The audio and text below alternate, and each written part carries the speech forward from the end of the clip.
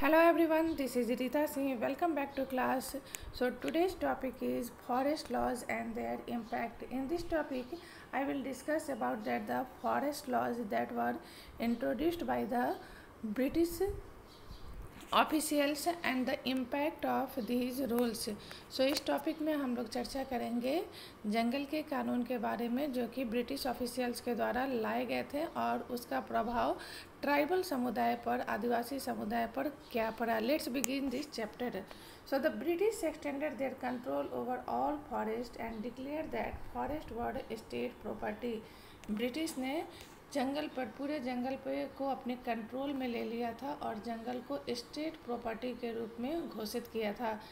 And also some forest were classified as the reserved forest, so they produced timber which the British wanted.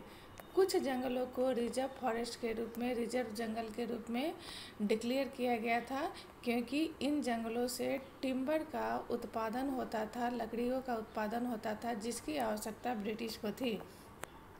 So, due to these forest laws, the people were not allowed to move freely, practice झूम cultivation, collect fruits और hunt animals.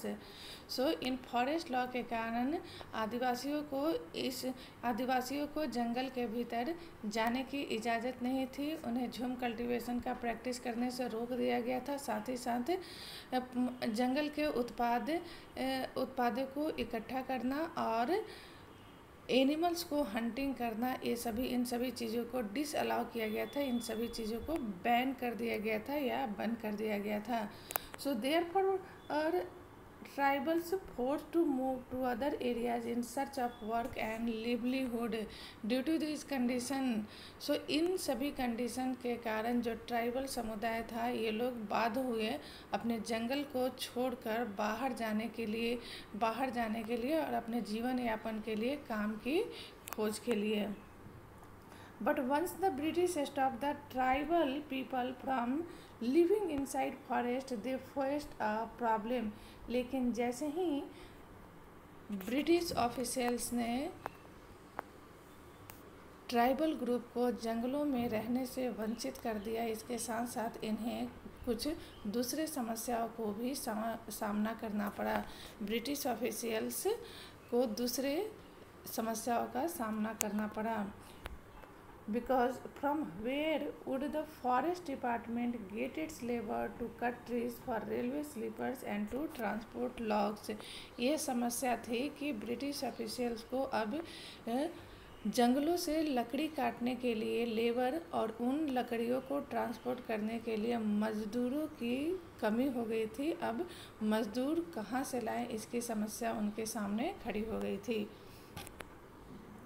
They decided that they would give Jhum cultivators small patches of land in the forest and allow them to cultivate these on the condition that those who lived in the villages would have to provide labor to the forest department and look after the forest. So इसका परिणाम यह हुआ कि British officials ने यह decide किया, यह निश्चित किया कि वो झूम कल्टीवेटर्स को जंगल के भीतर और एक छोटे से लैंड पे कल्टीवेशन के लिए, खेती करने के लिए इजाज़त दे देंगे और उन्हें यहाँ रहने की भी इजाज़त मिल जाएगी। लेकिन शर्त यह थी कि इन झूम कल्टीवेटर्स या इन आदिवासियों को जंगलों से लकड़ियाँ काटने के लिए तथा उसको ट्रांसपोर्ट करने के लिए इन्हें मज़दूरों की सप्लाई करनी होगी या उन्हें मज़दूर प्रोवाइड कराना होगा। So in many regions, the forest department established forest villages to ensure a regular supply of cheap labor।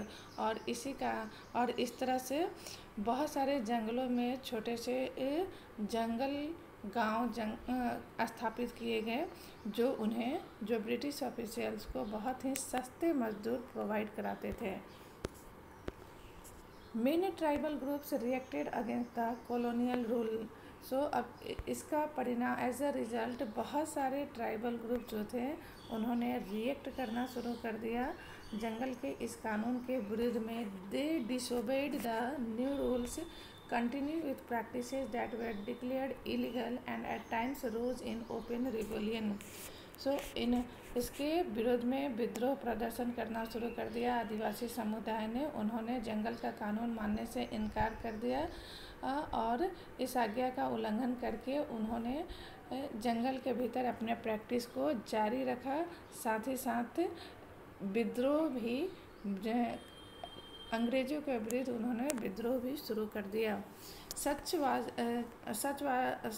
the revolt of Songram Sangma in 1906 in Assam and the forest satyagraha of the 1930 in the central provinces। इस तरह का विद्रोह हमें असम के सोनग्राम संगमा में 1906 में देखने को मिलता है और फॉर जंगल सत्याग्रह 1930 में सेंट्रल प्रोविंसेस में देखने को मिलता है।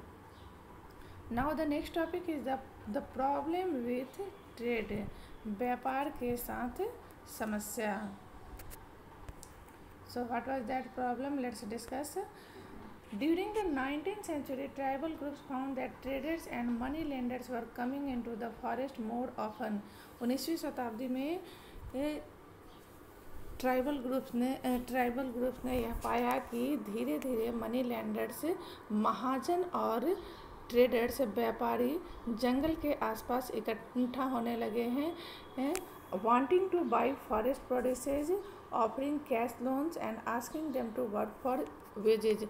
ये लोग चाहते थे, ये मनी लैंडर्स और ट्रेडर्स, ट्राइबल ग्रुप जो जंगल से उत्पाद को लाते थे उन उत्पाद को खरीदना चाहते थे। साथ ही साथ माने महाजन जो था इन्हें कैश लोन प्रोवाइड करवाना चाहता था और इसके साथ ही साथ वो उन लोगों से काम करने के लिए, वेजेस के लिए काम करने के लिए उन्हें एनकरेज करते थे। It took tribal group some time to understand the consequences of what is happening. Tribal group को इन सभी स्थितियों को समझने में कुछ समय लग गया। So what was the impact of this, what was the impact of the money lenders and the traders on the tribal groups. So in money lenders और ट्रेडर्स का ट्राइबल ग्रुप पर क्या प्रभाव पड़ा, लेट्स सी। सो यहाँ पर let us consider the case of the silk growers. हम लोग सिल्क ग्रोअर्स के स्थिति को देखेंगे यहाँ पर। In the 18th century India silk was in demand in European markets.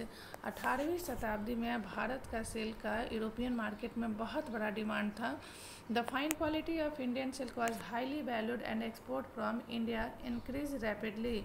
और अच्छी क्वालिटी के, अच्छे गुणवत्ता वाले इंडियन सिल्क का बहुत ही ज़्यादा वैल्यू था यूरोपियन मार्केट में और इसका निर्यात यूरोपियन मार्केट में या ब्रिटेन में किया जाना बढ़ गया था। As the market expanded, East India Company officials try to encourage silk production to fulfil the growing demand. जैसे जैसे ये हमारे सिल्क प्रोडक्शन का और सिल्क का डिमांड बढ़ा, ब्रिटिश ऑफिशियल ने सिल्क प्रोडक्शन